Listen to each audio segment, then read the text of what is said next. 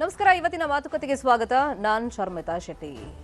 ನೆನೆ ಚುನಾವಣಾ ಆಯೋಗ 4 ರಾಜ್ಯಗಳು 1 ಕೇಂದ್ರಾಡಳಿತ ಪ್ರದೇಶಕ್ಕೆ ಚುನಾವಣಾ ದಿನಾಂಕವನ್ನ ಪ್ರಕಟ ಮಾಡಿದೆ. ಹಾಗಾಗಿ ಎಲ್ಲ ಕಡೆ ಅಂದ್ರೆ ಇಲ್ಲಿ ಚುನಾವಣೆ ಅನೌನ್ಸ್ ಆಗಿದೆ, ಅಲ್ಲೆಲ್ಲ ಈಗ ಚುನಾವಣಾ ಪ್ರಕ್ರಿಯೆಗಳು ಬಿರುಸಿನಿಂದ ಸಾಗ್ತಾ ಇದೆ. ಅದರಂತೆ ನಮ್ಮ ರಾಜ್ಯದಲ್ಲೂ ತೆರವಾಗಿದ್ದಂತ 2 ಕ್ಷೇತ್ರಗಳಿಗೆ ಉಪಚುನಾವಣೆ ದಿನಾಂಕ ಫಿಕ್ಸ್ ಆಗಿದೆ. ಈಗ ಅಭ್ಯರ್ಥಿಗಳ ಆಯ್ಕೆ ಕಸರತ್ತು ಗೊಂದಲದ ಗೂಡಾಗಿದೆ. ಹಾಗಾಗಿ ಬಿಜೆಪಿ ಮತ್ತೆ ಕಾಂಗ್ರೆಸ್ ಪಾಳ್ಯದಲ್ಲಿ ಏನೆಲ್ಲ ಚಟುವಟಿಕೆಗಳು ನಡೀತಾ ಇದೆ, ಈ ಬಗ್ಗೆ ಡೀಟೇಲ್ ಆಗಿ ಇವತ್ತಿನ ಮಾತುಕತೆಯಲ್ಲಿ ಇನ್ಫಾರ್ಮೇಶನ್ ಅನ್ನ ಕೊಡ್ತಾ ಹೋಗ್ತೀವಿ. ಗೆಸ್ಟ್ ಕೂಡ ಜಾಯಿನ್ ಆಗ್ತಾರೆ. ಅದಕ್ಕೂ ಮುಂಚೆ ಈ ಕ್ಷಣದ ಹೆಡ್ಲೈನ್ಸ್. ಇರಾನ್ ಇಸ್ರೇಲ್ ನಡುವೆ ತೀವ್ರಗೊಂಡ ಯುದ್ಧ. ಖಾರ್ಗ್ ಮೇಲಿನ ದಾಳಿಗೆ ಪ್ರತೀಕಾರಕ್ಕೆ ಇಳಿದ ಇರಾನ್. ಇಸ್ರೇಲ್ ಅಮೆರಿಕಾದಿಂದ ಪ್ರತಿದಾಳಿ.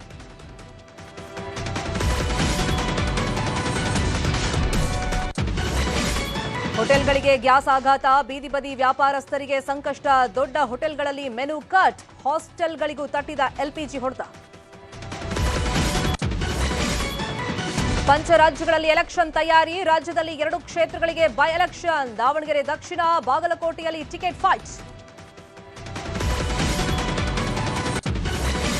ಕಾಂಗ್ರೆಸ್ ಅಲ್ಲಿ ಜೋರಾದ ಡಿನ್ನರ್ ಪಾಲಿಟಿಕ್ಸ್. ಸಚಿವರಿಗೆ ಇಂದು ಸಿಎಂ ಸಿದ್ದರಾಮಯ್ಯ ಔತಣ. ನಾಳೆ ದೆಹಲಿಗೆ ಹೋಗ್ತಾ ಇದ್ದಾರೆ ಸಿಎಂ ಡಿಕೆಶಿ.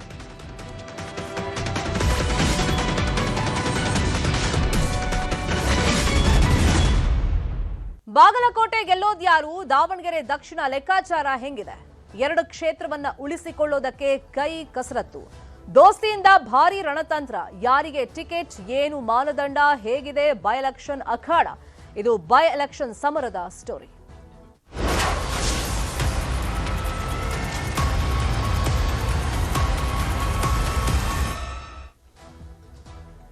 ರಾಜ್ಯದಲ್ಲಿ ತೆರವಾಗಿದ್ದಂತ 2 ಸ್ಥಾನಗಳಿಗೆ ಬೈ ಎಲೆಕ್ಷನ್ಗೆ ತಯಾರಿಗಳು ತೆರೆಮರೆಯಲ್ಲೇ ಜೋರಾಗಿ ನಡೀತಿತ್ತು. ಅಧಿಕೃತವಾಗಿ ಯಾವಾಗ ಚುನಾವಣೆ ದಿನಾಂಕ ಘೋಷಣೆ ಆಯಿತು ಚುನಾವಣಾ ಆಯೋಗದಿಂದ, ಅಖಾಡ ರಂಗನ್ನ ಪಡ್ಕೊಂಡಿದೆ. ರಾಜ್ಯದಲ್ಲಿ ಕಾವೇರ್ತಾ ಇದೆ ಬೈ ಎಲೆಕ್ಷನ್ ಅಖಾಡ. ದಾವಣಗೆರೆ ದಕ್ಷಿಣ ಹಾಗೇನೆ ಬಾಗಲಕೋಟೆಯಲ್ಲಿ ಗೆಲ್ಲೋದ್ಯಾರು ಈ ಉಪಚುನಾವಣೆಯಲ್ಲಿ? ಏಪ್ರಿಲ್ 9ಕ್ಕೆ ಮತದಾನ 2 ಕ್ಷೇತ್ರಗಳಲ್ಲಿ, ಹಾಗೇನೆ ಮೇ 4ಕ್ಕೆ ಫಲಿತಾಂಶ ಪ್ರಕಟವಾಗುತ್ತೆ. ಈ ಉಪಸಮರವನ್ನ ಗೆಲ್ಲೋದಕ್ಕೆ ಒಂದ್ ಕಡೆ ಕಾಂಗ್ರೆಸ್, ಮತ್ತೊಂದ್ ಕಡೆ ಬಿಜೆಪಿ, 2 ರಾಷ್ಟ್ರೀಯ ಪಕ್ಷಗಳು ಭಾರಿ ಕಸರತ್ತನ್ನ ಮಾಡ್ತಾ ಇದೆ. ಬಾಗಲಕೋಟೆಯಲ್ಲಿ ಟಿಕೆಟ್ ಫೈಟ್ ಜೋರಾಗಿ ನಡೀತಾ ಇದೆ. ಇನ್ನೊಂದ್ ಕಡೆ ದಾವಣಗೆರೆ ದಕ್ಷಿಣ ಕ್ಷೇತ್ರವನ್ನ ಗೆಲ್ಲುವಂತ ನಿಟ್ಟಿನಲ್ಲಿ ಭಾರಿ ಪೈಪೋಟಿ ನಿರ್ಮಾಣವಾಗಿದೆ. ಈಗ ಅಭ್ಯರ್ಥಿಗಳ ಆಯ್ಕೆ ವಿಷಯವಾಗಿ ಒಂದಿಷ್ಟು ಗೊಂದಲಗಳು 2 ಕ್ಷೇತ್ರಗಳಲ್ಲಿ ಮುಂದುವರೆದಿದೆ. 2 ಕ್ಷೇತ್ರಗಳಲ್ಲಿ ಬೇರೆ ಬೇರೆ ಲೆಕ್ಕಾಚಾರಗಳಂತೂ ಇದ್ದೇ ಇದೆ. ಈಗ ದಾವಣಗೆರೆ ನಾವು ನೋಡೋದಾದ್ರೆ ಇಲ್ಲಿಗ ಶಾಮನೂರು ಶಿವಶಂಕರಪ್ಪ ಅವರ ತೆರವಿನಿಂದ ಅಂದ್ರೆ ಅವ್ರ ನಿಧನದಿಂದ ತೆರವಾಯಿತು. ಸೊ ಈಗ ಅವ್ರ ಫ್ಯಾಮಿಲಿಗೆ ಟಿಕೆಟ್ ಕೊಡಬೇಕು ಅಂತ ಹೇಳಿ ಒಂದಿಷ್ಟು ಆಗ್ರಹಗಳ ಮಧ್ಯದಲ್ಲಿ ಅಲ್ಪಸಂಖ್ಯಾತರನ್ನ ಈ ಸತಿ ಕನ್ಸಿಡರ್ ಮಾಡಬೇಕು ಅಂತಾನು ಕೂಡ ಲೆಕ್ಕಾಚಾರಗಳಿದೆ. ಒಂದ್ ವೇಳೆ ಅಲ್ಪಸಂಖ್ಯಾತರಿಗೆ ಕೊಡದೇ ಇದ್ರೆ ಯಾವ ತರ ಆಕ್ರೋಶ ಭುಗಿಲೇಳುತ್ತೆ? ಅಲ್ಪಸಂಖ್ಯಾತರಿಗೆ ಟಿಕೆಟ್ ಕೊಟ್ರೆ ಶಾಮನೂರು ಫ್ಯಾಮಿಲಿ ಅವರು ಸಪೋರ್ಟ್ ಮಾಡ್ತಾರಾ ಇಲ್ವಾ? ಹೀಗೆ ಹಲವಾರು ಲೆಕ್ಕಾಚಾರಗಳು. ಇನ್ನು ಬಿಜೆಪಿಯಲ್ಲಂತೂ ಗೊಂದಲ ಅಂತೂ ಇದ್ದೇ ಇದೆ. ಸಿದ್ದೇಶ್ವರ ಬಣ ಮತ್ತೆ ರೇಣುಕಾಚಾರ್ಯ ಬಣದ ನಡುವೆ ಫೈಟ್ ಇದೆ. ಮೇಲೋಟಕ್ಕೆ ಎಲ್ಲ ಗೊಂದಲ ಸರಿ ಹೋಗಿದೆ. ನಾವು ಯಾರಿಗೆ ಟಿಕೆಟ್ ಕೊಟ್ಟರು ಅವ್ರನ್ನ ಬೆಂಬಲಿಸ್ತೀವಿ ಅಂತ ಹೇಳ್ತಾ ಇದ್ರು ಕೂಡ ಒಳಗೆ ಯಾವ ರೀತಿ ಕಸರತ್ತು ನಡೀತಾ ಇದೆ. ಇನ್ನೊಂದ್ ಕಡೆ ಬಾಗಲಕೋಟೆಯಲ್ಲೂ ಅಷ್ಟೇ ಮೇಟಿ ಫ್ಯಾಮಿಲಿಗೆ ಟಿಕೆಟ್ ಕೊಡ್ತಾರೆ ಅಂತ ಹೇಳಲಾಗ್ತಾ ಇದೆ. ಒಂದಿಷ್ಟು ಗೊಂದಲಗಳಂತೂ ಇದ್ದೇ ಇದೆ. ಇದೇ ವಿಷಯವಾಗಿ ಮಾತಾಡ್ತಾ ಹೋಗೋದಕ್ಕೆ ಕಾಂಗ್ರೆಸ್ ವಕ್ತಾರರು ನಮ್ಮ ಜೊತೆ ಜಾಯಿನ್ ಆಗಿದ್ದಾರೆ. ನಟರಾಜ್ ಗೌಡ್ರು ಸರ್, ನಮಸ್ಕಾರ. ಕಾರ್ಯಕ್ರಮಕ್ಕೆ ಸ್ವಾಗತ ನಿಮ್ಗೆ. ಫಸ್ಟ್ ದಾವಣಗೆರೆ ಬಗ್ಗೆನೇ ಮಾತಾಡ್ತಾ ಹೋಗೋಣ ಸರ್. ಈ ಹಿಂದೆ ಶಾಮನೂರು ಅವರು ಬದುಕಿದ್ದಂತ ಸಂದರ್ಭದಲ್ಲಿ ನೆಕ್ಸ್ಟ್ ಅಲ್ಪಸಂಖ್ಯಾತರಿಗೆ ಅಂದ್ರೆ ಮುಸ್ಲಿಮರಿಗೆ ಟಿಕೆಟ್ ಅಂತ ಹೇಳಿದ್ರಂತೆ. ಅದಕ್ಕೆ ಸಾಕ್ಷಿಯಾಗಿ ಯಾವುದೇ ಫುಟೇಜ್ ಇಲ್ಲದೆ ಇರಬಹುದು. ಆದ್ರೆ ಇದೇ ವಿಷಯವಾಗಿ ಈಗ ಅಲ್ಪಸಂಖ್ಯಾತರು ನಮಗೆ ಟಿಕೆಟ್ ಬೇಕು ಅಂತಿದ್ದಾರೆ. ಹೆಂಗಿದೆ ವಾತಾವರಣ ಅಲ್ಲಿ? ಇಲ್ಲ, ವಾತಾವರಣ ಅಲ್ಲಿ ಯಾರಿಗೆ ಟಿಕೆಟ್ ಕೊಟ್ರು ಕೂಡ ಕಾಂಗ್ರೆಸ್ ಬಹಳ ಬಹಳ ಅದ್ಭುತವಾದ ಮಾರ್ಜಿನ್ ಇಂದ ಸುಮಾರು 40-50 ಸಾವಿರ ಮತಗಳ ಅಂತರದಿಂದ ಗೆಲ್ಲೋ ಸಂಪೂರ್ಣ ಅವಕಾಶ ಕಾಂಗ್ರೆಸ್ಗೆ ಇದೆ ಅಲ್ಲಿ. ಯಾಕಂದ್ರೆ ಒಂದು ಅವರು ಶಾಮನೂರವ್ರ ಮೇಲೆ ಇರ್ತಕ್ಕಂಥ ಅಭಿಮಾನ, ಅವ್ರ ಕುಟುಂಬದ ಮೇಲೆ ಇರ್ತಕ್ಕಂಥ ಪ್ರೀತಿ ಜನದ ಅದೊಂದು ಭಾಗ. ಎರಡನೇದು ಸರ್ಕಾರದ ವರ್ಚಸ್ಸು, ಸರ್ಕಾರ ಮಾಡಿರ್ತಕ್ಕಂತಹ ಕೆಲಸ, ಗ್ಯಾರಂಟಿ ಯೋಜನೆಗಳು, ಇನ್ನಿತರ ಅಭಿವೃದ್ಧಿ ಕಾರ್ಯಕ್ರಮಗಳಿಂದ ಅಲ್ಲಿ ಜನ ಕಾಂಗ್ರೆಸ್ ಪರವಾಗಿದ್ದಾರೆ. ಎರಡನೇದು ಅಲ್ಲಿ ನಮ್ಮ ಕೆಪಿಸಿಸಿ ಅಧ್ಯಕ್ಷರು ಮಾನ್ಯ ಡಿ.ಕೆ. ಶಿವಕುಮಾರ್ ಅವರು ಕೆಲವು ನಿರಂತರವಾಗಿ ಕಾರ್ಯಕರ್ತರನ್ನ ಒಂದು ಒಪಿನಿಯನ್ ನ ಕೇಳ್ತಾ ಇದ್ದಾರೆ. ಬೂತ್ ಮಟ್ಟದ ಕಾರ್ಯಕರ್ತರನ್ನ ಒಪಿನಿಯನ್ ಕೇಳ್ತಾ ಇದ್ದಾರೆ. ಮತ್ತೆ ಚುನಾವಣೆಗೆ ಸನ್ನದ್ಧರಾಗಿದ್ದಾರೆ. ನಾವು ಪರ್ ಬೂತ್ ಟ್ರೈನಿಂಗ್, ನಾವು ಬೂತ್ ಕಾರ್ಯಕರ್ತರದ್ದು BLO ಟ್ರೈನಿಂಗ್ ಕೂಡ ಮಾಡ್ತಾ ಇದೀವಿ. ಆ ನಿಟ್ಟಿನಲ್ಲಿ ಯಾರಿಗೆ ಅಭ್ಯರ್ಥಿ ಆದ್ರೂ ಕೂಡ ಅದು ಅಲ್ಪಸಂಖ್ಯಾತರಿಗಾಗ್ಬೋದು, ಶಾಮನೂರು ಕುಟುಂಬದವ್ರಿಗಾಗ್ಬೋದು, ಚುನಾವಣೆಯನ್ನ ಗೆಲ್ತೀವಿ ಅನ್ನೋ ಒಂದು ಭರವಸೆ ಇದೆ. ಅದನ್ನ ಹೈಕಮಾಂಡ್ ತೀರ್ಮಾನ ಮಾಡುತ್ತೆ. ಈಗ ಯಾವ್ದಾದ್ರು ಮಾಹಿತಿ ನಮ್ಗೆ ಸಿಕ್ಕಿದೆ ಆಲ್ರೆಡಿ. ಮತ್ತೆ ಏನ್ ಮಾಡ್ಬೇಕು, ಯಾರಿಗೆ ಅಲ್ಲ, ಕೊಡ್ಬೇಕು ಆರಂಭದಲ್ಲೇ ಅನ್ನೋದು ಪಕ್ಷದ ಜಟಾಪಟಿ ನೋಡಿದ್ವಲ್ಲ, ಹಿತದೃಷ್ಟಿಯಿಂದ ಯಾವಾಗ ಒಳ್ಳೆಯದು. ಜಮೀರ್ ಅವರು ಹಾಗಾಗಿ ಶಾಮನೂರ್ ಕಡೆಗೆ ಮುಸ್ಲಿಂ ಅವ್ರಿಗೆ ಟಿಕೆಟ್ ಕೊಡಬೇಕು ಅಂತೇಳಿ ಒತ್ತಡ ಹಾಕಿ ಅದನ್ನ ಹೈ ಲೆವೆಲ್ ಅಲ್ಲೂ ಕೂಡ ಒತ್ತಡ ಹಾಕೋ ಪ್ರಯತ್ನ ಮಾಡಿದಾಗ ಎಸ್ ಮಲ್ಲಿಕಾರ್ಜುನ್ ಅವ್ರು ಸುಮ್ನಿದ್ರ, ಅವ್ರು ಯಾರು ಇಲ್ಲಿ ಬಂದು ಮಾತಾಡಕ್ಕೆ, ನಾವು ನೋಡ್ಕೊಳ್ತೀವಿ, ಅವ್ರಿಗೆ ನೋಡ್ಕೊಳಕ್ ಹೇಳಿ ಅಂತ ಓಪನ್ ಆಗೇ ಅಂದ್ರೆ ಬಹಿರಂಗವಾಗಿ ಸ್ಟೇಟ್ಮೆಂಟ್ ಕೊಟ್ರು. ಈಗ ಒಂದ್ ವೇಳೆ ನೀವಂದ್ರಿ ಯಾರೇ ಅಭ್ಯರ್ಥಿ ಆದ್ರೂ ಅದು ಕಾಂಗ್ರೆಸ್ನ ಭದ್ರಕೋಟೆ, ಹಂಗಾಗಿ ನಾವು ಗೆಲ್ತೀವಿ ಅನ್ನೋ ವಿಶ್ವಾಸದ ಮಧ್ಯದಲ್ಲಿ ಒಂದ್ ವೇಳೆ ಮುಸ್ಲಿಮರಿಗೆ ಟಿಕೆಟ್ ಕೊಟ್ರೆ ಶಾಮನೂರು ಫ್ಯಾಮಿಲಿ ಅದಕ್ಕೆ ಬೆಂಬಲವಾಗಿ ನಿಲ್ಲುತ್ತಾ? ಇಲ್ಲ, ನಿಲ್ಲುತ್ತೆ. ಯಾಕಂದ್ರೆ ಈಗ ಶಾಮನೂರು ಕುಟುಂಬದಲ್ಲಿ ಮಲ್ಲಿಕಾರ್ಜುನ್ ಅವರು ಮಂತ್ರಿ ಆಗಿದ್ದಾರೆ. ಅವರ ಪತ್ನಿ ಲೋಕಸಭಾ ಸದಸ್ಯರಾಗಿದ್ದಾರೆ. ಹಾಗಾಗಿ ಅವ್ರದ್ದು ಒಂದು ಖಂಡಿತವಾಗಿ ಅವ್ರ ಕಾಂಟ್ರಿಬ್ಯೂಷನ್, ಅವರ ನಾಯಕತ್ವ ಅಲ್ಲಿ ಇದ್ದೇ ಇದೆ. ಆದ್ರೆ ಇಲ್ಲಿ ಇನ್ನು ಕ್ಯಾಂಡಿಡೇಟ್ ಘೋಷಣೆ ಮಾಡಿಲ್ಲ. ಈಗ ಅಭ್ಯರ್ಥಿಗಳು ಆಯ್ತು ಅಲ್ಪಸಂಖ್ಯಾತರ ಮುಸ್ಲಿಂಗೆ ಆಗ್ಬೇಕಾ ಅಥವಾ ಇನ್ನೊಬ್ರಿಗೆ ಆಗ್ಬೇಕಾ, ಅವ್ರ ಕುಟುಂಬದವ್ರಿಗೆ ಆಗ್ಬೇಕಾ ಅನ್ನೋದು ಚರ್ಚೆಗಳು ಬರ್ತವೆ. ಹಾಗಾಗಿ ಒಬ್ರು ವೈಯಕ್ತಿಕವಾಗಿ ಇವ್ರಿಗೆ ಅಲ್ಪಸಂಖ್ಯಾತರು ಕೊಟ್ಟರೆ ಒಳ್ಳೇದು, ಪ್ರಾತಿನಿಧ್ಯತೆ ಇರ್ತದೆ ಅಂತ ಹೇಳಿ ಅವರ ಒಪಿನಿಯನ್ ಮಾನ್ಯ ಜಮೀರ್ ಅಹಮದ್ ಅವರು ಕೊಟ್ಟಿದ್ದಾರೆ. ಮಲ್ಲಿಕಾರ್ಜುನ್ ಅವರು ಇಲ್ಲ, ನಮ್ಮ ಜಿಲ್ಲೆ ನಾವು ನೋಡ್ಕೊಂತೀವಿ ಅಂತ ಕೂಡ ಅದು ಹೇಳಿದ್ದಾರೆ. ಅವ್ರಿಗೇನು ವಿರೋಧಾಭಾಸ ಇಲ್ಲ, ಮತ್ತೆ ಅದನ್ನ ನಮ್ದೇನು ಯಾರ್ದು ಅಬ್ಜೆಕ್ಷನ್ ಇಲ್ಲ. ಪಕ್ಷ ಒಂದು ತೀರ್ಮಾನ ಮಾಡುತ್ತೆ. ಹಾಗಾಗಿ ಪಕ್ಷ ತೀರ್ಮಾನ ಮಾಡಿದಾಗ ನಮ್ಮ ಅಭ್ಯರ್ಥಿ ಯಾರೇ ಅಭ್ಯರ್ಥಿ ಆದ್ರೂ ಕೂಡ 40,000 ರಿಂದ 50,000 ಮತಗಳ ಅಂತರದಲ್ಲಿ ಗೆಲ್ತಾರೆ ಅಂತ ಒಂದು ಭರವಸೆ ನಮ್ಗೆ ಆಲ್ರೆಡಿ ಬಂದಿದೆ, ಮುನ್ಸೂಚನೆ ಬಂದಿದೆ. ಆಂತರಿಕವಾಗಿ ನಮ್ಮಲ್ಲಿ ಪಕ್ಷದಲ್ಲಿ ಒಂದು ಸಮೀಕ್ಷೆಯನ್ನು ಕೂಡ ಮಾಡಿದೀವಿ, ಯಾರು ಗೆಲ್ತಾರೆ, ಯಾರು ಮಾಡಬಹುದು ಅಂತ ಸಮೀಕ್ಷೆ ಮಾಡಿದ್ವಿ. ಮತ್ತೆ ಕಾರ್ಯಕರ್ತರ ಅಭಿಪ್ರಾಯಗಳು ಕೂಡ ಸಂಗ್ರಹ ಮಾಡಿದ್ವಿ ಬೂತ್ ಮಟ್ಟದಲ್ಲಿ. ಅದೆಲ್ಲವನ್ನ ಪರಿಶೀಲಿಸಿ ಮಾನ್ಯ ಕೆಪಿಸಿಸಿ ಅಧ್ಯಕ್ಷರ ಮಾನ್ಯ ಡಿ ಕೆ ಶಿವಕುಮಾರ್ ಅವರು, ಸಿದ್ದರಾಮಯ್ಯನವರು ಒಂದು ಅಂತಿಮವಾದ ತೀರ್ಮಾನವನ್ನು ತಗೊಂತಾರೆ. ಗೆಲ್ಲೋದೇ ಒಂದು ಮಾನದಂಡ, ಗೆಲ್ತೀವಿ, ಅದ್ರೊಳಗೆ ನಮ್ಗೇನು ಯಾವ ಅನುಮಾನ ಮತ್ತೆ ಡೌಟ್ ಇಲ್ಲ. ಯಾರಿಗೆ ಕೊಟ್ರು, ಅಥವಾ ಶಾಮನೂರು ಶಿವಶಂಕರ್ ಅವರ ಕುಟುಂಬದವರು ಕೊಟ್ರು ಅದು ವೆಲ್ ಅಂಡ್ ಗುಡ್, ಅಥವಾ ಬೇರೆ ಅಭ್ಯರ್ಥಿ ಹೊಸ ಅಭ್ಯರ್ಥಿ ಕೊಡ್ತೀವಿ ಅಂದ್ರೂ ಕೂಡ ಅದು ಕೂಡ ಸ್ವಾಗತ ಮಾಡುವಂತದ್ದೇ. ಅದರ ತೀರ್ಮಾನ ಅಲ್ಲ, ಈ ಬಾರಿ ಎಐಎಂಐಎಂ ಪಕ್ಷ ಕೂಡ ಅಖಾಡಕ್ಕೆ ಇಳಿತಿರೋದ್ರಿಂದ ಆಲ್ರೆಡಿ ಅವರು ತಮ್ಮ ಗ್ರೌಂಡ್ ವರ್ಕ್ ಅನ್ನ ಶುರು ಮಾಡ್ಬಿಟ್ಟಿದ್ದಾರೆ. ಈ ಜಟಾಪಟಿ ಮಧ್ಯದಲ್ಲಿ ಮುಸ್ಲಿಮರ ವೋಟ್ ಅವ್ರ ಪರವಾಗಿ ಬೀಳುತ್ತೆ, ಹಂಗಾಗಿ ಇದ್ ನಮಗೆ ಪ್ಲಸ್ ಆಗುತ್ತೆ ಅಂತ ಬಿಜೆಪಿ ಅವರು ಆಕ್ಟಿವ್ ಆಗಿದ್ದಾರೆ.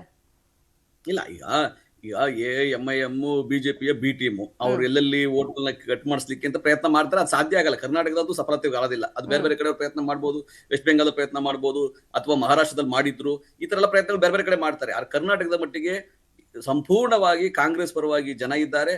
ಎಲ್ಲೋ ಒಂದಷ್ಟು ಬಿಜೆಪಿ 2ನೇ ಸ್ಥಾನದಲ್ಲಿ ಇರ್ತಕ್ಕಂಥದ್ದು ಬಿಜೆಪಿ ಈಗ ಇದೆ, ಅದರೊಳಗೆ ನೋ ಡೌಟ್.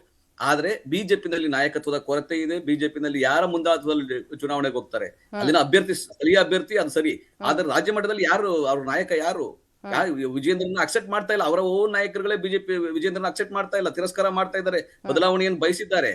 ಸೊ ಹಾಗಾಗಿ ವಿಜೇಂದ್ರ ನಾಯಕತ್ವದಲ್ಲಿ ಜನ ಮೆಚ್ಚೋದಿಲ್ಲ. ಆರ್ ಅಶೋಕ್ ಬೆಂಗಳೂರು ಬಿಟ್ಟು ಆಚೆಗೆ ಹೋದ್ರು ಕೂಡ ಅವ್ರಿಗೊಂದು ಓಟು ಬಿಲ್ಲ, ನೋಟಾ ಜೊತೆಗೆ ಅವ್ರ ಪೈಪೋಟಿ ಮಾಡ್ಕೊಂಡ್ ಬರ್ಬೇಕಾಗತ್ತೆ. ಆ ರೀತಿ ಪರಿಸ್ಥಿತಿ ಇದೆ. ಆದ್ರೆ ಕಾಂಗ್ರೆಸ್ಗೆ ಸಂಪೂರ್ಣವಾಗಿ ನಾಯಕತ್ವನೂ ಇದೆ, ಅಭಿವೃದ್ಧಿ ಕೆಲಸ ಮಾಡಿದ್ದೀವಿ, ಕಾರ್ಯಕರ್ತರಿದ್ದಾರೆ, ಜನಸಾಮಾನ್ಯರು, ಜನರ ಒಲವು ಕಾಂಗ್ರೆಸ್ ಪರವಾಗಿದೆ. ಹಾಗಾಗಿ ಯಾರೇ ಅಭ್ಯರ್ಥಿ ಬೆಂಬಲ ಸಾಬೀತಾಗುತ್ತಾ ಇಲ್ವಾ ಅನ್ನೋದು ಅದು ಮೇ 4ನೇ ತಾರೀಕು ಗೊತ್ತಾಗುತ್ತೆ. ಈ ಮಧ್ಯದಲ್ಲಿ ಈಗ ರಾಜ್ಯ ಕಾಂಗ್ರೆಸ್ ಅಲ್ಲಿ ನಡೀತಿರುವಂತ ಜಟಾಪಟಿ, ಪವರ್ ಶೇರಿಂಗ್ ವಿಷಯ, ನಾಯಕತ್ವದ ಪ್ರಶ್ನೆ ಏನಾದ್ರೂ ಉದ್ಭವವಾಗುತ್ತಾ ಈ ಫಲಿತಾಂಶ? ಇಲ್ಲ, ಅದು ಇಲ್ಲಿ ಚರ್ಚೆ ಮಾಡುವಂತ ವಿಷಯ ಅಲ್ಲ. ಯಾಕಂದ್ರೆ ಮಾನ್ಯ ಸಿದ್ದರಾಮಯ್ಯನವರು, ಮಾನ್ಯ ಡಿ ಕೆ ಶಿವಕುಮಾರ್ ಇಬ್ರು ಒಟ್ಟಾಗಿ ಹೇಳಿದ್ದಾರೆ, ರಾಹುಲ್ ಗಾಂಧಿ ಅವರ ತೀರ್ಮಾನ ಅಂತಿಮವಾಗಿರ್ತದೆ, ಹೈಕಮಾಂಡ್ ತೀರ್ಮಾನ ಅಂತಿಮವಾಗಿರ್ತದೆ, ಅಲ್ಲಿವರೆಗೂ ನಾವು ಚರ್ಚೆ ಮಾಡೋದ್ರಿಂದ ಯಾವ ಪ್ರಯೋಜನ ಇಲ್ಲ. ಮತ್ತೆ ಯಾರೇ ವೈಯಕ್ತಿಕ ಅಭಿಪ್ರಾಯ ಕೊಟ್ಟರು ಅದಕ್ಕೆ ಇಂಪ್ಯಾಕ್ಟ್ ಯಾವುದು ಆಗೋದಿಲ್ಲ ಅಂತ ಅಲ್ಲಿ ಸ್ಪಷ್ಟವಾಗಿ ಹೇಳಿದ್ದಾರೆ. ನಾನ್ ನಿಮ್ಗೆ ಏನ್ ಹೇಳಕ್ಕೆ ಅಂದ್ರೆ, ನಾವು ಆಲ್ರೆಡಿ ಉಪಚುನಾವಣೆಗಳಲ್ಲಿ ಚನ್ನಪಟ್ಟಣ ಉಪಚುನಾವಣೆ, ಶಿಗ್ಗಾಂವು, ಸಂಡೂರು ಉಪಚುನಾವಣೆಯಲ್ಲಿ ಕಾಂಗ್ರೆಸ್ ಏನು, ಎಷ್ಟು ಶಕ್ತಿ ಸಾಮರ್ಥ್ಯ ಇದೆ, ಜನ ಬೆಂಬಲ ಯಾವ ರೀತಿ ಇದೆ ಅಂತ ಅಲ್ಲೇ ಪ್ರೂವ್ ಆಗಿದೆ. ಮತ್ತೆ ಪ್ರೂವ್ ಮಾಡಕ್ಕೆ ಒಂದು ಅವಕಾಶ ಇದು. ಬಾಗಲಕೋಟೆ ಆಗ್ಲಿ, ಬೆಂಗಳೂರು ದಾವಣಗೆರೆ ದಕ್ಷಿಣ ಆಗ್ಲಿ, ಎರಡನ್ನೂ ನಾವು ಅತ್ಯಂತ ಹೆಚ್ಚು ಮತಗಳಿಂದ ಗೆದ್ದು ನಾವು ಮತ್ತೊಮ್ಮೆ ಪ್ರೂವ್ ಮಾಡ್ತೀವಿ. ಜನಸಾಮಾನ್ಯರಿಗೆ ಕಾಂಗ್ರೆಸ್ ಸರ್ಕಾರ ಎಷ್ಟು ಒಲವಿದೆ ಅನ್ನೋದನ್ನ ಪ್ರೂವ್ ಮಾಡಕ್ಕೆ ಅವಕಾಶ ಇದೆ. ಈಗ ಪಂಚ ಗ್ಯಾರಂಟಿಗಳಿಗೆ ಒಂದಿಷ್ಟು ಈಗ ಅನುದಾನದ ಕೊರತೆ ಅದರಿಂದಾಗಿ ಉದ್ಭವವಾಗಿದೆ, ಸರ್ಕಾರದ ಬೊಕ್ಕಸು ಖಾಲಿ ಆಗಿದೆ. ಬಹುಶಃ ಇದಕ್ಕೆಲ್ಲ ಜನರಿಂದ ಈಗ ಉತ್ತರ ಸಿಗುವಂತ ಒಂದು ಟೆಸ್ಟ್ ಪೀರಿಯಡ್ ಅಂತಾರಲ್ಲ, ನಿಮಗೂ ಎಕ್ಸಾಮ್ನ ಫಲಿತಾಂಶ ಬಂದಂಗೆ ಆಗುತ್ತೆ. ಈ ಮುಂಬರುವಂತ ಸಾರ್ವತ್ರಿಕ ಚುನಾವಣೆಗೆ ಇದನ್ನ ದಿಕ್ಸೂಚಿ ಅಂತ ಕನ್ಸಿಡರ್ ಮಾಡ್ತಾ ಇದ್ದಾರೆ. ಈ ಮಧ್ಯದಲ್ಲಿ ಜನರಿಗೆ ಈ ಶಾರ್ಟ್ ಟರ್ಮ್ ಮೆಮೊರಿ ಅಂತಾರಲ್ಲ, ಹಂಗೆ ಅಂದ್ರೆ ಎಟ್ ಪ್ರೆಸೆಂಟ್ ಏನಿದೆ, ಟ್ರೆಂಡ್ ಅಲ್ಲಿ ಏನಿದೆ, ಅದ್ರ ಮೇಲೇನೆ ಚುನಾವಣೆ ನಡೆಯೋದು ಹಿಂದೆನೂ ನಾವು ನೋಡಿದೀವಿ. ಹಂಗಾಗಿ ಸದ್ಯಕ್ಕೆ ರಾಜ್ಯದಲ್ಲಿ ಒಳ ಮೀಸಲಾತಿ ಜಟಾಪಟಿ ನಡೀತಾ ಇದೆ. ಸೊ ಈ ಹೋರಾಟದ ಪರಿಣಾಮಗಳೇನಾದ್ರೂ ಈ ಫಲಿತಾಂಶದಲ್ಲಿ ಬೀಳ್ಬೋದು ಅಂತ ಅನ್ಸುತ್ತಾ? ಇಲ್ಲ, ಈಗ ನೋಡಿ, ಒಂದು ಸ್ಪಷ್ಟವಾಗಿ ಏನ್ ಹೇಳ್ಬೋದು ಅಂದ್ರೆ, ನೀವು ಹೇಳಿದ್ ಕರೆಕ್ಟ್ ಆಗಿದೆ. ಯಾವ ಸರ್ಕಾರ ಆಡಳಿತದಲ್ಲಿರ್ತದೆ ಆ ಸರ್ಕಾರದ ಪರವಾಗಿ ಒಂದಷ್ಟು ಮತಗಳು ವಾಲಬಹುದು, ಅಥವಾ ಚುನಾವಣೆಗೆ ಅನುಕೂಲ ಆಗ್ಬಹುದು, ಗೆಲುವು ಅನುಕೂಲ ಆಗಬಹುದು. ಆದರೆ ನಾನ್ ನಿಮ್ಗೆ ಚನ್ನಪಟ್ಟಣದ ಉದಾಹರಣೆ ಕೊಟ್ಟೆ. ಯಾಕಂದ್ರೆ ಚನ್ನಪಟ್ಟಣದಲ್ಲಿ ನಾವು ಗೆಲ್ತೀವಿ ಅಂತ ಅನ್ಕೊಂಡಿದ್ದು 5,000 ಮತಗಳು ಅಥವಾ 8,000 ಮತಗಳು. ನಾವು ಗೆದ್ದದ್ದು ಅಂತರ ಬಂದು 25,000 ಮತಗಳ ಅಂತರ ಇತ್ತು. ಇಲ್ಲೂ ಅಷ್ಟೇ ನಮ್ಗೆ ಆ ಭರವಸೆ ಹೆಂಗಿದೆ ಅಂದ್ರೆ, ನಾವು ಕಳೆದ ಬಾರಿ ಏನು ಮತ ತಗೊಂಡ್ವಿ ಅಷ್ಟೇ ಮತ ತೆಗೆದುಕೊಂಡ್ರೆ ಅದು ಒಂದು ಸಾಧನೆ ಅಂತ ಅನ್ಸಲ್ಲ. ಅದಕ್ಕಿಂತ ಮೀರಿ ನಾವೇನು ಅಭಿವೃದ್ಧಿ ಮಾಡಿದೀವಿ, ನಾವೇನು ಗ್ಯಾರಂಟಿ ಯೋಜನೆಗಳು ಕೊಟ್ಟಿದೀವಿ, ಜನಗಳ ವಿಶ್ವಾಸವನ್ನು ಹೆಂಗ್ ಗಳಿಸಿದೀವಿ ಅನ್ನೋದು ಯಾವಾಗ ಗೊತ್ತಾಗ್ತದೆ ಅಂದ್ರೆ ಮತಗಳ ಅಂತರ ಹೆಚ್ಚಾದಾಗ. ನಮ್ಗೆ ಸಂಪೂರ್ಣ ಭರವಸೆ ಅಂದ್ರೆ ಬಾಗಲಕೋಟೆ ಆಗ್ಬೋದು, ದಾವಣಗೆರೆ ದಕ್ಷಿಣ ಆಗ್ಬೋದು, ಎರಡಿಗೂ ಮತಗಳ ಅಂತರ ಬಿಜೆಪಿ ಮತ್ತು ಕಾಂಗ್ರೆಸ್ಗೆ ಅತಿ ದೊಡ್ಡ ಮಟ್ಟದಲ್ಲಿ ಇರ್ತದೆ. ಗೆಲುವು ನಾವು ದೊಡ್ಡ ಮತಗಳ ಅಂತರದಲ್ಲಿ ಗೆಲ್ತೀವಿ. ಹಾಗಾಗಿ ಕಾಂಗ್ರೆಸ್ ಪರವಾಗಿ ಅಥವಾ ರಾಜ್ಯ ಸರ್ಕಾರದ ಪರವಾಗಿ ಜನಗಳ ಅಭಿಪ್ರಾಯ ಇದೆ. ಮುಂದಿನ ಚುನಾವಣೆ ಕೂಡ ದಿಕ್ಸೂಚಿ ಆಗುತ್ತೆ ಅಂತ. ನಾನು ಬರೀ 2000 ಹೋಟೆಲ್ ಗೆದ್ಕೊಂಡ್ರೆ 3000 ಹೋಟೆಲ್ ಗೆದ್ಕೊಂಡ್ರೆ ಫೈಟ್ ಅಂತಾನೆ, ಮುಂದಿನ ದಿಕ್ಸೂಚಿ ಅಂತ ಅನ್ನಲ್ಲ. ಆದ್ರೆ ಖಂಡಿತವಾಗಿ ಮತಗಳ ಅಂತರ ಜಾಸ್ತಿ ಇದ್ದಾಗ ಅದು ದಿಕ್ಸೂಚಿ ಆಗುತ್ತೆ. ಆ ದಿಕ್ಸೂಚಿ ಈ ಬಾರಿ ಪ್ರತಿಫಲಿಸುತ್ತೆ, ಅದು ಕಾಣಿಸುತ್ತೆ. ಆಮೇಲೆ ಈ ಸಾಮಾನ್ಯವಾಗಿ ಏನಂದ್ರೆ ಹಣಕಾಸಿನ ಕೊರತೆ ಇತ್ತು ಪ್ರಥಮ ವರ್ಷದಲ್ಲಿ. ಯಾಕಂದ್ರೆ ಬಿಜೆಪಿ ಈ ಕರ್ನಾಟಕ ಸರ್ಕಾರದ ಆರ್ಥಿಕತೆಯನ್ನು ಗುಂಡಾಂತರ ಮಾಡಿದ್ರು, ಎಲ್ಲ ಕೆಡು ಬಿಟ್ಟಿದ್ರು, ಖಜಾನೆ ಖಾಲಿ ಮಾಡಿಬಿಟ್ಟಿದ್ರು, ಮನಸೋ ಇಚ್ಛೆ ಆಡಳಿತವನ್ನು ಮಾಡಿದ್ರು. ಆದ್ರೆ ನಾವು ಬಂದ ಮೇಲೆ ಪ್ರಥಮ ವರ್ಷ ಕಷ್ಟ ಇತ್ತು.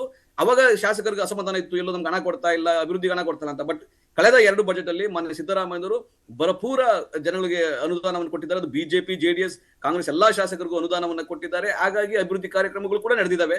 ಗ್ಯಾರಂಟಿ ಯೋಜನೆ ಜೊತೆಗೆ ಅಭಿವೃದ್ಧಿ ಕಾರ್ಯಕ್ರಮಗಳು ಮಾಡಿರೋದ್ರಿಂದ ಜನರ ವಿಶ್ವಾಸ, ಪ್ರೀತಿ ಕಾಂಗ್ರೆಸ್ ಮೇಲಿದೆ. ಇದು ನಿಮ್ಗೆ ಈ ಗ್ರಾಮ ಪಂಚಾಯತಿ, ಜಿಲ್ಲಾ ಪಂಚಾಯತ್, ತಾಲೂಕ್ ಪಂಚಾಯತ್ ಚುನಾವಣೆ ಬರುತ್ತೆ ಮುಂದಕ್ಕೆ, ಈ ವರ್ಷದಲ್ಲಿ ಆಗುತ್ತೆ. ಆ ಚುನಾವಣೆಯಲ್ಲೂ ಕೂಡ ಇದು ಕಾಣಿಸ್ಕೊತದೆ. ಯಾಕಂದ್ರೆ ಕರ್ನಾಟಕ, ಗ್ರಾಮೀಣ ಕರ್ನಾಟಕ ಸಂಪೂರ್ಣವಾಗಿ 90% ಕಾಂಗ್ರೆಸ್ ಪರವಾಗಿದೆ. ಮನೆ ಸಿದ್ದರಾಮಯ್ಯವರು, ಮನೆ ಡಿ ಕೆ ಶಿವಕುಮಾರ್ ಅವರ ಅಭಿವೃದ್ಧಿಯ ಪರವಾಗಿದೆ. ಅದು ಮುಂದಿನ ಚುನಾವಣೆ ಕೂಡ ದಿಕ್ಸೂಚಿಯಾಗುತ್ತೆ. 2028ರ ಚುನಾವಣೆ ಕೂಡ ನಮ್ಗೆ ಯಾವ ರೀತಿ ನಾವು ಅಲ್ಲೇ ತಯಾರು ಮಾಡ್ತಾ ಇದೀವಿ ಅಂದ್ರೆ 2028ರ ಚುನಾವಣೆ ಕೂಡ ಕಾಂಗ್ರೆಸ್ ಗೆಲ್ಲಬೇಕು. 150 ಸೀಟ್ ಆಸುಪಾಸಿನಲ್ಲಿ ನಾವು ಗೆಲ್ಲಬೇಕನ್ನೋ ಒಂದು ತೀರ್ಮಾನವನ್ನು ನಾವು ಕಾಂಗ್ರೆಸ್ ಆಂತರಿಕವಾಗಿ ಮಾಡ್ಕೊಂಡು ಅದರ ಪ್ರಿಪರೇಷನ್ ಕೂಡ ಮಾಡ್ತಾ ಇದೀವಿ. ಬೂತ್ ಮಟ್ಟದಲ್ಲಿ ತರಬೇತಿಗಳನ್ನ ಕೊಡ್ತಾ ಇದೀವಿ. ಈಗ ಬೂತ್ ಮಟ್ಟ ಅಂತ ಬಂದ್ರಿ, ಪಕ್ಷ ಸಂಘಟನೆ ಅಂತ ಬಂದಾಗ ಹಿರಿಯ ನಾಯಕರು ಬರ್ತಾರೆ, ಅಲ್ಲಿ ಪಕ್ಷ ಸಂಘಟನೆಗೆ ಕಾರ್ಯಕರ್ತರಿಗೆ ಒಂದಿಷ್ಟು ಸಲಹೆ ಸೂಚನೆಗಳನ್ನ ಕೊಡ್ತಾರೆ. ಆದ್ರೆ ಕಾರ್ಯಕರ್ತರನ್ನ ಎಲೆಕ್ಷನ್ ಟೈಮ್ ನಲ್ಲಿ ಮಾತ್ರ ಬಳಸ್ಕೊಡ್ತಾರೆ. ಅಂದ್ರೆ ಈಗ ಟಿಕೆಟ್ ವಿಷಯವಾಗಿ ಅಂದ್ರೆ ಈ ಕುಟುಂಬ ರಾಜಕಾರಣದ ಬಗ್ಗೆ ಇತ್ತೀಚೆಗೆ ಆರೋಪಗಳು ಎಲ್ಲಾ ಪಕ್ಷದಲ್ಲೂ ಕೇಳಿ ಬರ್ತಾ ಇದೆ, ಇಲ್ಲ ಅಂತಲ್ಲ. ಅಂದ್ರೆ ಕಾಂಗ್ರೆಸ್ನಲ್ಲಿ ತುಸು ಹೆಚ್ಚೆ ಕೇಳಿ ಬರುತ್ತೆ. ಈಗ ದಾವಣಗೆರೆ ಫಾರ್ ಎಕ್ಸಾಂಪಲ್, ಅಲ್ಲಿ ಆಲ್ರೆಡಿ ಒಬ್ರು ಸಚಿವರಿದ್ದಾರೆ, ಅವ್ರ ಹೆಂಡತಿ ನೀವೇ ಹೇಳ್ದಂಗೆ MP ಆಗಿದ್ದಾರೆ, ಅವ್ರ ಮಗನಿಗೆ ಮತ್ತೆ ಟಿಕೆಟ್ ಕೊಟ್ರೆ ನಾವೇನ್ ಮಾಡೋದು ಅಂತ ಸಾಮಾನ್ಯ ಕಾರ್ಯಕರ್ತರು ಕೇಳಲ್ವಾ? ಇದು ರೈಟ್ ಟೈಮ್ ಅನ್ಸಲ್ವಾ? ಒಬ್ಬ ಸಾಮಾನ್ಯ ಕಾರ್ಯಕರ್ತನಿಗೆ ಕೊಟ್ಟು ಆತನನ್ನ ಗೆಲ್ಲಿಸ್ಕೊಂಡು ಬರೋದ್ರಿಂದ ಪಕ್ಷ ಸಂಘಟನೆ ಅಂದ್ರೆ ಹೇಗಿರುತ್ತೆ ಅಂತ ತೋರ್ಸೋಕೆ? ಇಲ್ಲ, ಅದ್ಭುತ, ಕರೆಕ್ಟ್ ಆಗಿದೆ ಈ ಪ್ರಶ್ನೆ. ಯಾಕಂದ್ರೆ ನಾವು ಕೂಡ ಹಂಗೆ ಅನ್ಸುತ್ತೆ, ಕೆಲವು ಸಲ ಕಾರ್ಯಕರ್ತರಿಗೆ ಅವಕಾಶ ಕೊಡಿ ಅಂತ ಕಾಂಗ್ರೆಸ್ ಕಾರ್ಯಕರ್ತನಾಗಿ ನಾನು ಕೂಡ ಕಾರ್ಯಕರ್ತರ ಪರವಾಗಿ ಕೇಳ್ತೀನಿ. ಆದ್ರೆ ಅಲ್ಲೇನಾಗುತ್ತೆ ಅಂದ್ರೆ ಗೆಲುವ ಮಾನದಂಡ, ವರ್ಚಸ್ಸು, ಜನಗಳ ಅಭಿಪ್ರಾಯ ಯಾವ ರೀತಿ ಇರುತ್ತದೆ, ಕಾರ್ಯಕರ್ತರ ಅಭಿಪ್ರಾಯ ಆ ಕ್ಷೇತ್ರದಲ್ಲಿ ಯಾವ ರೀತಿ ಇರುತ್ತದೆ, ಅದನ್ನು ನಾವು ಪರಿಗಣನೆ ತಗೋಬೇಕಾಗ್ತದೆ. ಜನರ ಅಭಿಪ್ರಾಯ ಇಲ್ಲ, ನೀವು ಶಾಮನೂರು ಶಿವಶಂಕರ್ ಕುಟುಂಬದವರಿಗೆ ಕೊಡಿ ಅಂತ ಹೇಳಿದ್ರೆ, ಸಂಪೂರ್ಣ ಕಾರ್ಯಕರ್ತರು ನೀವು ಅವರಿಗೆ ಕೊಡಿ ಅಂತ ಹೇಳಿದ್ರೆ, ಸೊ ಅದನ್ನ ನೀವು ಏನು ಮಾಡಕ್ಕಾಗಲ್ಲ, ಹೈಕಮಾಂಡ್ ಕೂಡ ಏನು ಮಾಡಕ್ಕಾಗಲ್ಲ, ಗೆಲ್ಲೋ ಮಾನದಂಡ ಇಟ್ಕೊಂಡು ಕೊಡ್ತಾರೆ. ಇದು ಎಲ್ಲಾ ಪಕ್ಷದಲ್ಲಿ. ನಾವು ಯಾವತ್ತು ಕುಟುಂಬ ರಾಜಕಾರಣ ಅಂತ ಹೇಳಿ ಇನ್ನೊಂದು ಪಕ್ಷದ ದೂಷಣೆ ಮಾಡಕ್ ಹೋಗಿರ್ಲಿಲ್ಲ. ಆದ್ರೆ ಅವ್ರು ನಮ್ಮ ಪಕ್ಷಗಳಿಗೆ ನೀವು ಕುಟುಂಬ ರಾಜಕಾರಣ ಅಂತಿದ್ರು. ಆಮೇಲೆ ನಾವು ಒಬ್ಬ ಪ್ರಶ್ನೆ ಮಾಡಕ್ ಶುರು ಮಾಡಿದ್ವಿ. ಯಡಿಯೂರಪ್ಪ ಅಂಡ್ ಸನ್ಸ್ ಅಂದ್ರೆ ಯಾರಪ್ಪ, ರಾಘವೇಂದ್ರ ಯಾರಪ್ಪ ಅಂತ ನಾವು ಪ್ರಶ್ನೆ ಮಾಡಕ್ ಶುರು ಮಾಡಿದ್ವಿ. ದೇವೇಗೌಡ ಈಗ ಸ್ವಾಭಾವಿಕವಾಗಿ ಪ್ರಾದೇಶಿಕ ಪಕ್ಷಗಳು ಆ ಕುಟುಂಬ ಆಧಾರಿತವಾಗಿರ್ತದೆ ಮತ್ತೆ ಜಾತಿ ಆಧಾರಿತವಾಗಿರ್ತದೆ. ಅದು ಕುಟುಂಬ ರಾಜಕಾರಣ ಬಗ್ಗೆ ಮಾತಾಡ್ತಾ ಹೋಗೋಣ. ಮತ್ತೊಬ್ರು ಗೆಸ್ಟ್ ಜಾಯ್ನ್ ಆಗಿದ್ದಾರೆ. ಮಾಜಿ ಶಾಸಕರು, ಬಿಜೆಪಿ ರಾಜ್ಯ ರೈತ ಮೋರ್ಚಾದ ಅಧ್ಯಕ್ಷರು ಆಗಿರುವಂತಹ AS ಪಾಟೀಲ್ ನಡಹಳ್ಳಿ ಅವರು ಜಾಯ್ನ್ ಆಗಿದ್ದಾರೆ. ಸರ್ ನಮಸ್ಕಾರ. ಈಗ ಬಾಗಲಕೋಟೆ ಬಗ್ಗೆನೆ ಫಸ್ಟ್ ನಿಮ್ಮಿಂದ ಶುರು ಮಾಡ್ತೀನಿ. ಯಾಕಂದ್ರೆ ಅಲ್ಲಿ ಈಗ ಒಳ ಮೀಸಲಾತಿ ಗೊಂದಲ ಕಳೆದ ಚುನಾವಣೆಯಲ್ಲಿ ಎಷ್ಟರ ಮಟ್ಟಿಗೆ ಹೊಡೆತ ಕೊಟ್ಟಿತ್ತು ಅನ್ನೋದನ್ನ ಗಮನಿಸಿದ್ವಿ. ರೀಸೆಂಟ್ ಆಗಿ ನಡೆದಂತ ಶಿವಾಜಿ ಜಯಂತಿಯ ಮೆರವಣಿಗೆಯಲ್ಲಾದಂತ ಒಂದು ಗಲಾಟೆ ಇರಬಹುದು, ಅಂದ್ರೆ ಕಾನೂನು ಸುವ್ಯವಸ್ಥೆ ಬಗ್ಗೆ ಪ್ರಶ್ನೆ ಉದ್ಭವವಾಗಿತ್ತು. ಎಲ್ಲ ಮಧ್ಯದಲ್ಲಿ ಟಿಕೆಟ್ನ ಪೈಪೋಟಿ, ಇಬ್ಬರ ಜಗಳದಲ್ಲಿ ಮೂರನೇ ಅವರಿಗೆ ಲಾಭ ತರ ಆಗೋದನ್ನ ಬಿಜೆಪಿ ಯಾವ ತರ ತಪ್ಪಿಸುತ್ತೆ? ಈಗ ಅಲ್ಲಿ ನಮ್ಮಲ್ಲಿ ಯಾವುದೇ ರೀತಿಯಾದಂತ ಗೊಂದಲನೂ ಇಲ್ಲ, ಜಗಳನೂ ಇಲ್ಲ. ಒಂದು, ಕಳೆದ ಚುನಾವಣೆಯಲ್ಲಿ ಕೂಡ ಬಾಗಲಕೋಟೆಯಲ್ಲಿ ಅತ್ಯಂತ ಕಡಿಮೆ ಮತಗಳಿಂದ ಸೋತಿರ್ತಕ್ಕಂಥದ್ದು.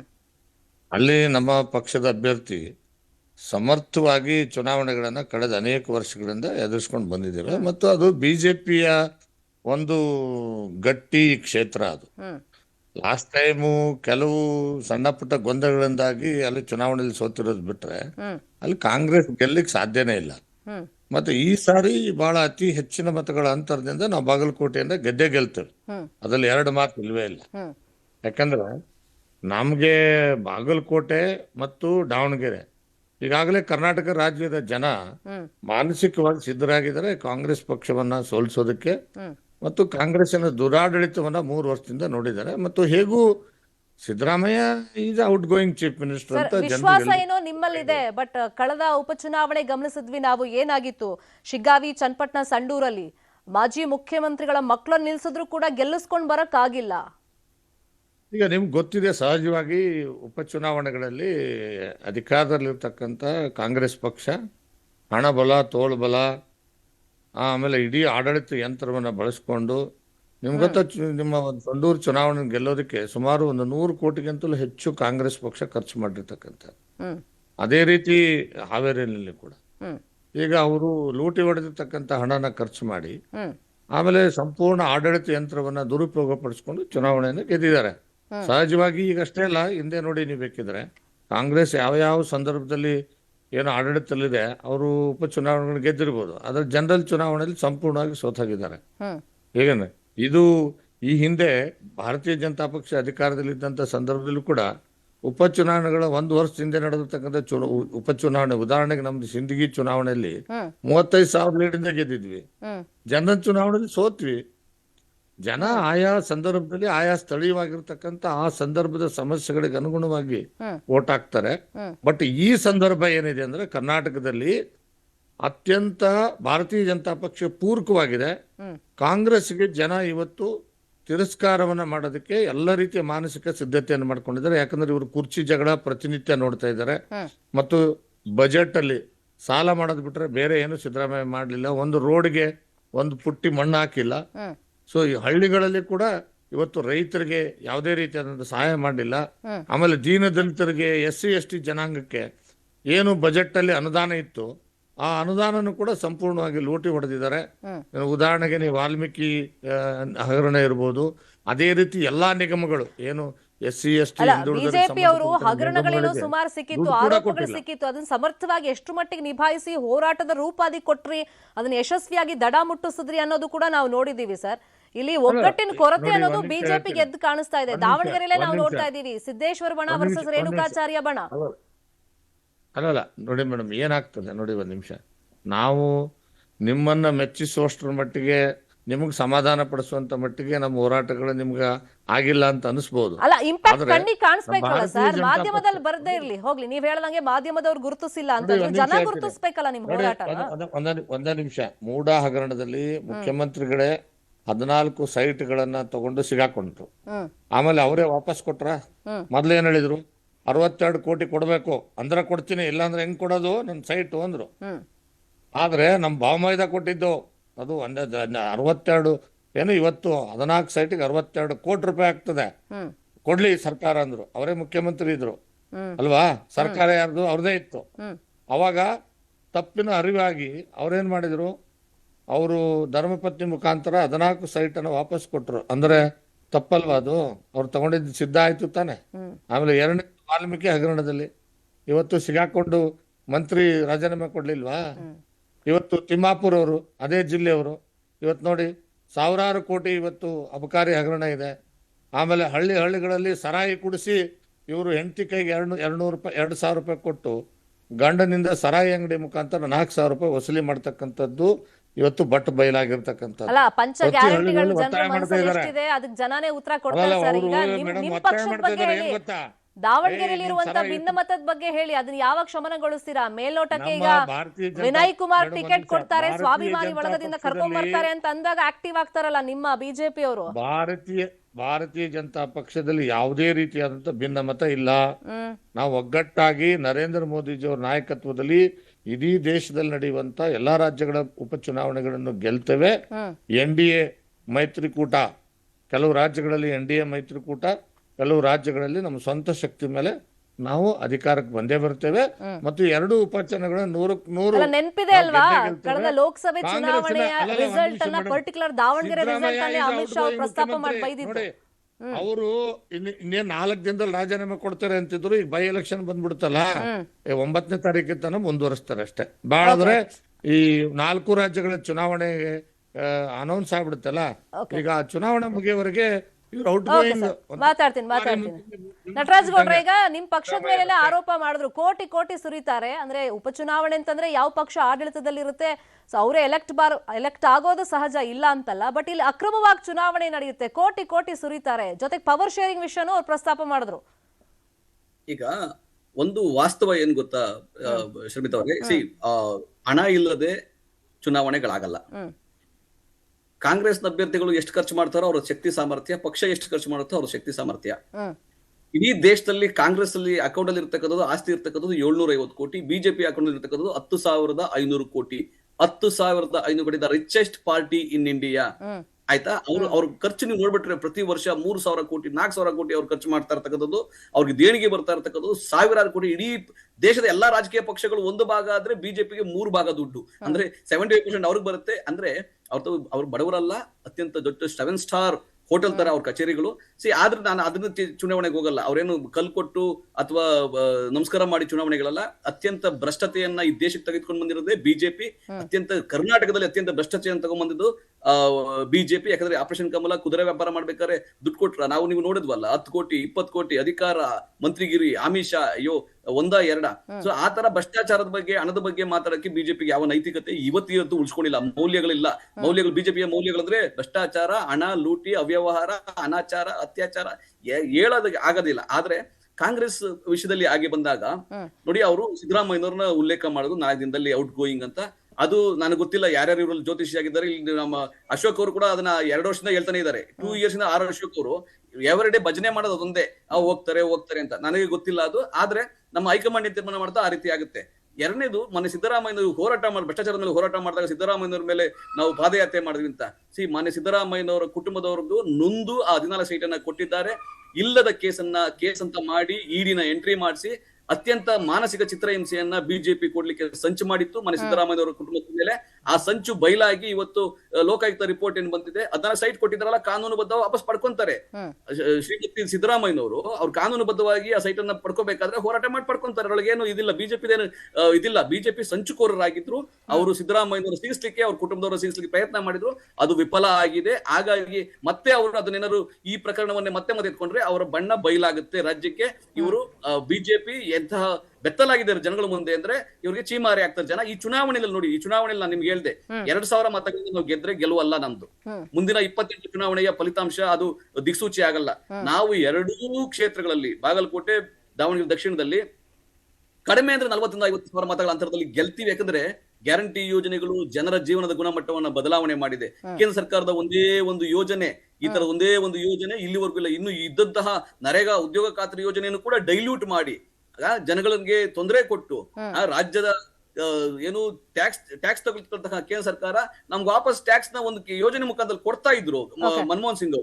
ಇವ್ರು ಅದನ್ನು ಕೂಡ ರೆಡಿ ಇಲ್ಲ. ಇವರು ಅಂದ್ರೆ ರಾಜ್ಯದ ಮೇಲೆ ಒತ್ತಡ ಹಾಕೋದು, ರಾಜ್ಯದ ಮೇಲೆ ಹಣ ಲೂಟಿ ಮಾಡುವಂತದ್ದು. ಆಮೇಲೆ ಬಿಜೆಪಿಗೆ ರಾಜ್ಯದಲ್ಲಿ ಯಾವ ನಾಯಕರಿದ್ದಾರೆ?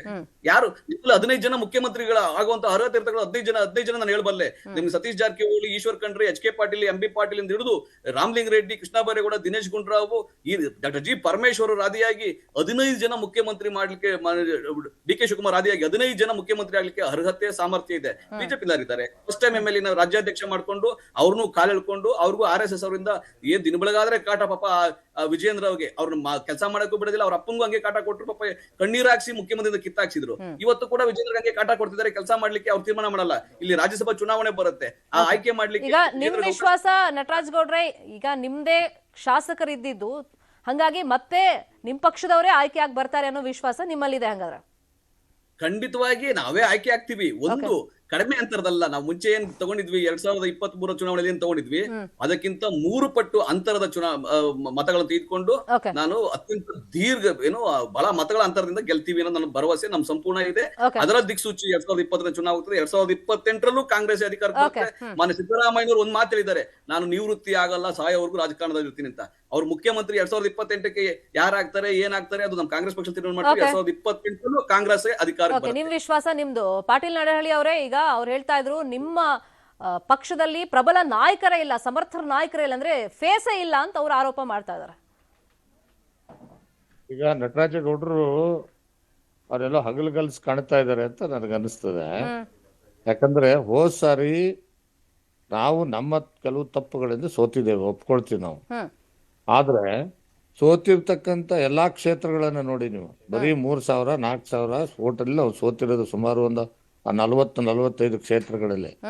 ಹೀಗಾಗಿ ಈಗೇನು ಕಾಂಗ್ರೆಸ್ನವರು ಜನ ಕೊಟ್ಟಿರ್ತಕ್ಕಂಥ ಅಧಿಕಾರವನ್ನು ದುರುಪಡಿಸ್ಕೊಂಡು 5 ಆಯಸ್ಸಿನಲ್ಲಿ ಅಧಿಕಾರಕ್ಕೆ ಬಂದು 5 ಸಮುದಾಯವನ್ನೇ, ಅಲ್ಪಸಂಖ್ಯಾತರು ಒಬ್ಬರನ್ನ ಬಿಟ್ರೆ ಪರಿಶಿಷ್ಟ ವರ್ಗ, ಪರಿಶಿಷ್ಟ ಜಾತಿ, ಹಿಂದುಳಿದವ್ರಿಗೆ ಸಂಪೂರ್ಣವಾಗಿ ಅನ್ಯಾಯ ಮಾಡಿರ್ತಕ್ಕಂಥವ್ರು ಇವರು.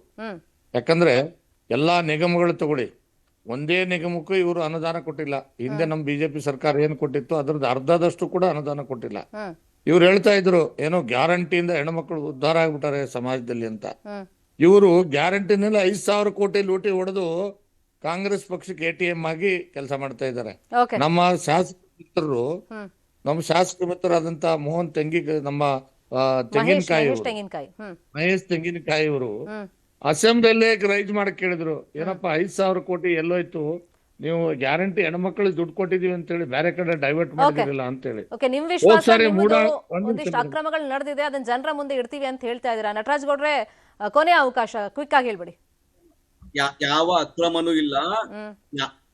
ಈಗ ಯಾವ ಅಕ್ರಮ ಇಲ್ಲ, ಸಮಯ ಮುಗಿದೋಯ್ತು. ಯಾವ ಅಕ್ರಮನೂ ಇಲ್ಲ. ಏನಂದ್ರೆ ಹೇಳಿಕೆ ಬಿಡ್ತಾ ಇಲ್ಲ ನಾವು. ಯೋಜನೆಗಳು ಅಂದ್ರೆ ಯೋಜನೆಗಳೇ. ನಾವು ಏನ್ ಜನತೆಗೆ ಭರವಸೆ ಕೊಟ್ಟಿದೀವಿ, ಆ ಭರವಸೆ ಕೊಟ್ಟಿದೀವಿ. 30 ತಿಂಗಳು ಕೂಡ ಕೊಡ್ತಾರೆ. 30 ತಿಂಗಳು ಕೊಟ್ಟು ಅದನ್ನ ಲೂಟಿ ಅಂದ್ಬಿಟ್ರೆ ಹೆಂಗಾಗ್ತದೆ? ಕೇಂದ್ರ ಸರ್ಕಾರ ನಮ್ಗೆ ಕೊಡ್ಬೇಕಾದ್ರೆ ಅನುಮತಿ ಕೊಡ್ತಾ ಇಲ್ಲ, ಅದೆಲ್ಲ ಲೂಟಿ ಹೊಡ್ಬಿಟ್ಟು ವೆಸ್ಟ್ ಬೆಂಗಾಲ್ ಘೋಷಣೆ ಮಾಡಿದ್ರು. ತಿನ್ಬಿಟ್ಟು ಮೋದಿನೇ ತಿನ್ಬಿಟ್ಟು ವೆಸ್ಟ್ ಬೆಂಗಾಲ್ ಚುನಾವಣೆ ಮಾಡ್ತಾವ್ರೆ ಅನ್ನಕ್ಕಾಗ್ತದ? ಹಣಗಳು ಬರ್ತವೆ, ಅದನ್ನ ಲೂಟಿನ ಮಾಡಕ್ಕಾಗಲ್ಲ. ಆದ್ರೆ ಬಿಜೆಪಿ ಲೂಟಿ ಮಾಡಿತ್ತು, ರಾಜ್ಯವನ್ನ ಖಜಾನೆ ಖಾಲಿ ಮಾಡಿತ್ತು. ಆದ್ರೆ ಇವಾಗ ನಾವು ನಿರ್ಮಾಣ ಮಾಡ್ತಾ ಇದೀವಿ. ಮತ್ತೆ ಆರೋಪ ಪ್ರತ್ಯಾರೋಪಗಳು ಏನೇ ಇದ್ರು ಸರ್, ಮೇ 4ನೇ ತಾರೀಕು ಜನರ ಮನಸ್ಸಲ್ಲಿ ಏನಿದೆ, ಜನ ಯಾವ ಪಕ್ಷವನ್ನ ಆಯ್ಕೆ ಮಾಡ್ತಾರೆ ಅನ್ನೋದು ಗೊತ್ತಾಗುತ್ತೆ. Thank you so much S Patil Nadahalli ಅವರೇ ಜಾಯ್ನ್ ಆಗಿದ್ದಕ್ಕೆ. Thank you so much Nataraj ಗೌಡ್ರೆ ನಮ್ಮ ಜೊತೆ ಜಾಯ್ನ್ ಆಗಿದ್ದಕ್ಕೆ.